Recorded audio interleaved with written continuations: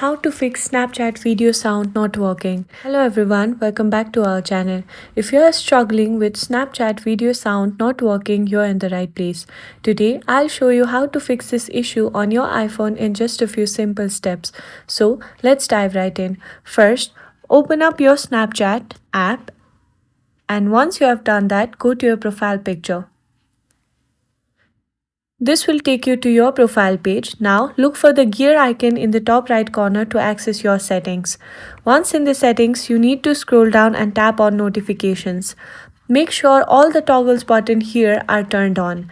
This ensures you receive all necessary alerts. After that, we need to exit Snapchat and now you need to go back to your iPhone settings. Here, you need to go and scroll down until you find Snapchat. Once you find Snapchat, tap on that and here make sure that the microphone permission is enabled. This is crucial for sound to work in your videos. If you have checked all these settings and the sound is still not working, try restarting your iPhone. A simple restart can fix many issues. I hope this tutorial helped you fix sound issue on your Snapchat. If you found this video helpful, please give it a thumbs up and subscribe to our channel for more tech tips. Thank you for watching and I'll see you in the next video.